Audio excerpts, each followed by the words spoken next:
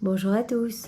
Eh bien, nous allons prendre un instant ce matin pour lire et méditer un passage du livre du ciel de Luisa Picaretta.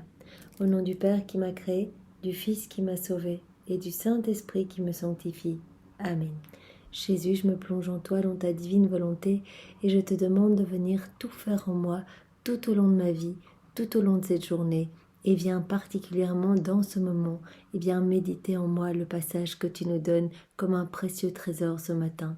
Dispose mon cœur, mon intelligence, pour que vraiment tout mon être soit tourné vers toi, que mes yeux ne soient fixés que sur toi, que mon oreille eh bien, se plonge dans tes oreilles à toi, que ma bouche eh bien, soit unie à ta bouche à toi, pour que vraiment toutes mes paroles soient sanctifiées, que mon cœur eh bien, reçoive ton intelligence, ta puissance, ta sagesse, pour que je comprenne chacun des mots que tu nous donnes et que chacun de ces mots que tu as bénis eh bien, puisse produire du fruit pour ta gloire, Seigneur.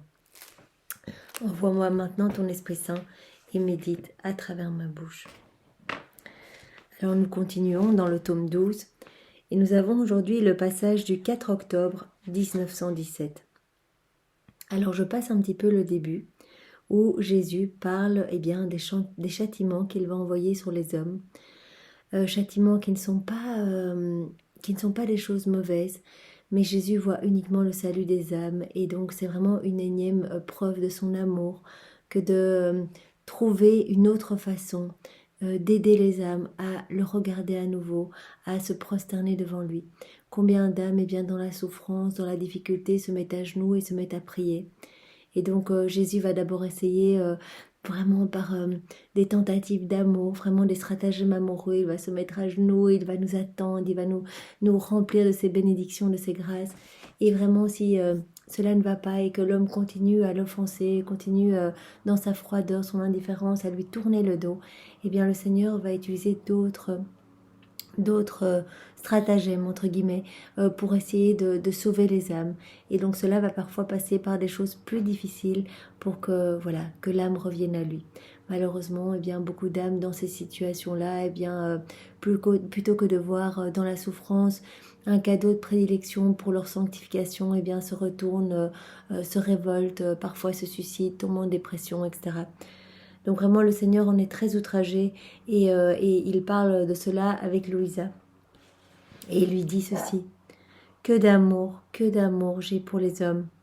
Et il parle du moment où il était sur la terre. Et il dit, eh bien, pendant que je souffrais, nous savons que Jésus a souffert dans son humanité les 24 dernières heures de sa vie, mais également dans sa divinité pendant 34 années, depuis l'instant, la seconde 1 de son incarnation jusqu'à sa mort. Eh bien, Jésus souffrait continuellement pour refaire toutes nos vies, toutes nos pensées, tous nos regards, toutes nos paroles, tous nos pas. Il refaisait tout ce qui était dissocié de la divine volonté pour vraiment venir nous relier, eh bien, à la Trinité Sainte et refaire toutes nos vies, nous sanctifier complètement. Ma souffrance, pendant que je souffrais donc sur la terre, je disais: ma souffrance, cours, va à la recherche de l'homme, aide-le et sois sa force dans ses souffrances. Pendant que je répandais mon sang, je disais à chaque goutte: cours, cours, sauve l'homme pour moi. Donc vraiment, tout ce que Jésus a souffert, eh bien, c'était vraiment pour, et c'est encore pour nous sauver, pour notre salut. S'il est mort, donne-lui la vie, mais une vie divine. Si l'homme fuit, cours après lui, entoure-le, confonds-le avec mon amour, jusqu'à ce qu'il se rende. Pendant la flagellation, alors qu'il se formaient les plaies de mon corps, les 5480 plaies, rappelons-nous, eh bien Jésus répétait: mes plaies, ne restez pas avec moi. Mais cherchez l'homme. Si vous le trouvez blessé par le péché, placez-vous comme un pansement pour le guérir. Jésus n'a fait que penser à nous à chaque instant, à chaque seconde de sa vie, pour vraiment nous sauver. En fait, c'est vraiment son but quand il est venu sur la terre. Il a voulu en premier glorifier son Père, rendre toute la gloire que les hommes n'avaient pas donnée à la Trinité Sainte, et il a voulu bien sauver toutes nos âmes, refaire toutes nos vies dans la divine volonté.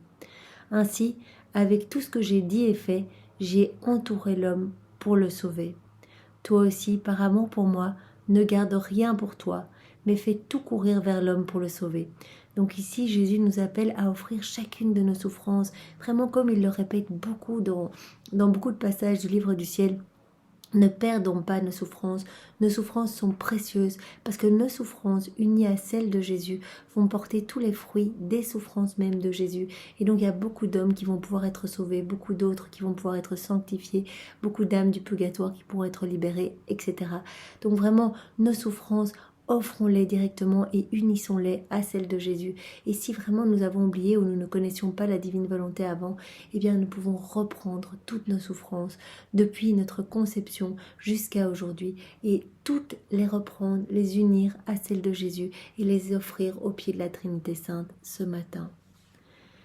Toi aussi par amour pour moi, donc ne garde rien. Ne garde rien pour toi, parce que nos souffrances vécues seules, eh bien elles sont vaines, elles ne servent à personne, elles ne servent qu'à nous écraser. Fais tout courir vers l'homme pour le sauver. Donc le Seigneur nous appelle à vraiment continuer à être des extensions de son humanité et vraiment continuer ce qu'il faisait lors de son passage sur la terre, c'est-à-dire glorifier son Père et sauver des âmes. Et vraiment, il nous appelle à cela, que toutes nos paroles servent vraiment à convertir, à ramener des âmes à Jésus, que nos regards ne soient tournés que vers le ciel, et vers nos frères à sauver, que nos mains ne servent qu'à agir pour vraiment aller chercher des âmes, pour se lever vers le ciel et glorifier la Trinité Sainte, que nos pas n'aillent que vers des personnes à aller visiter, pour aller déverser l'amour de Jésus dans leur cœur. Et que nos prières soient unies aux prières de Jésus et puissent porter les fruits des prières de Jésus, que nos réparations soient unies à celles de Jésus, que nos souffrances soient unies à celles de Jésus. Vraiment que tout soit fait pour sauver tous les hommes autour de nous et que nous puissions vraiment permettre à Jésus de continuer ce qu'il a fait lors de son passage sur la terre à travers notre humanité. Si tu fais cela, je te regarderai comme un autre moi-même. Donc Jésus le dit souvent, lorsqu'on s'unit à lui dans sa divine volonté et qu'on essaie vraiment d'avoir les mêmes intentions que lui avait lors de son passage sur la terre, Jésus nous regarde comme un autre lui-même, comme un autre Christ, et il prononce vraiment les paroles de la consécration sur notre âme qui devient une hostie vivante, une nourriture vivante pour lui, pour le Père et pour le Saint-Esprit. Alors comme ce passage est très court, je vous propose de continuer avec le passage suivant qui va vraiment dans le même sens. C'est celui du 8 octobre 1917. Alors Jésus explique que son humanité n'a souffert qu'un temps. Donc vraiment, c'était pendant les 24 heures de sa passion, toutes ses souffrances, la flagellation, le couronnement d'épines, etc.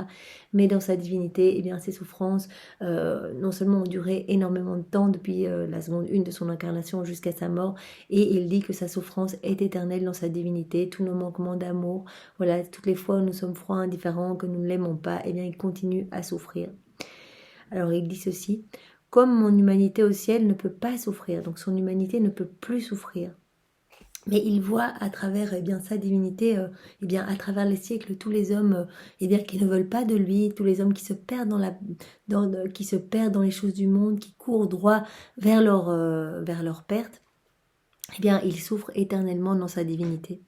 Mais dans son humanité, comme il ne peut pas souffrir, il dit ceci: je me sers de l'humanité des créatures, les faisant participer à mes souffrances et prolongeant ainsi mon humanité sur la terre. Donc à partir de chacun de nous unis à sa divine volonté, il va pouvoir poursuivre, étendre ce qu'il a fait sur la terre. Donc vraiment, nous pouvons être, si nous nous offrons à Jésus, des prolongations de son humanité. Et cela, je le fais avec justice, car lorsque j'étais sur la terre, j'incorporais en moi-même les humanités de toutes les créatures, dans le but de les garder en sécurité et de tout faire pour elles.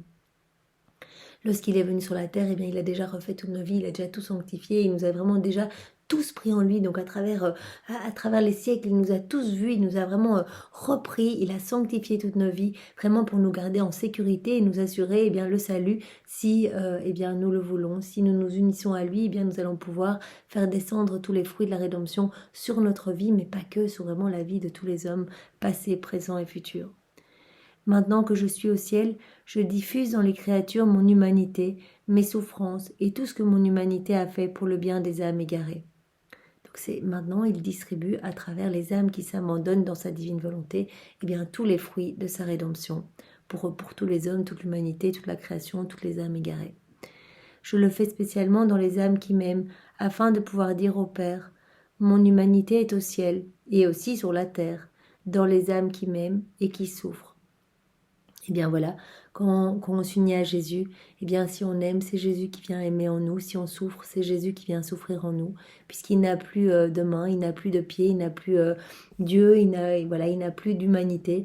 Et bien il va venir se servir de nos humanités pour continuer ce qu'il a fait lors de son passage sur la terre. Ainsi, à cause des âmes qui m'aiment et qui se substituent à moi, ma satisfaction est complète, mes souffrances sont toujours actives.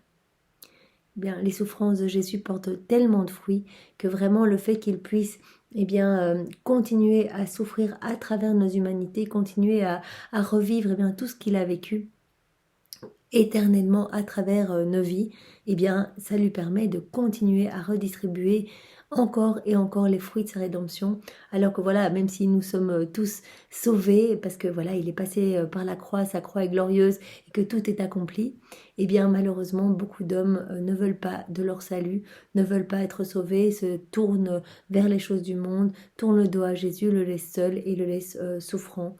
Et donc Jésus utilise nos vies, nos humanités, toutes les âmes qui aiment Jésus, qui s'ouvrent à lui, il nous utilise pour pouvoir continuer à toucher des âmes, à distribuer ses fruits de sa rédemption. Console-toi donc quand tu souffres, parce que tu reçois l'honneur de te substituer à moi. Donc ça, c'est vraiment important. Jésus nous dit que voilà, nous sommes des prolongations de son humanité. Vraiment, nous nous substituons à lui. Nous sommes d'autres Christ. Et c'est vraiment cela que nous devons garder à l'esprit, que rien ne se perde, que nos actions soient vraiment faites par Jésus, pour Jésus et en Jésus, que nos pensées soient les pensées de Jésus, que nos regards soient imbibés de la divinité de Jésus, que nos paroles soient vraiment dans les paroles de Jésus, que ce soit uniquement des paroles de louange, d'adoration, de bénédiction pour la Trinité, pour des paroles de charité et d'amour, des paroles pour ramener des âmes à Jésus. Donc vraiment, ne perdons rien et vraiment engageons-nous ce matin à vivre vraiment dans la divine volonté et à faire chacune de nos actions unies à Jésus pour que vraiment toute notre vie soit divinisée, que nos actions deviennent divines et éternelles et que nous soyons une source de réjouissance et d'amour pour notre Seigneur Jésus. Au nom du Père et du Fils et du Saint-Esprit. Amen. Soyez tous bénis et passez une belle journée dans la divine volonté.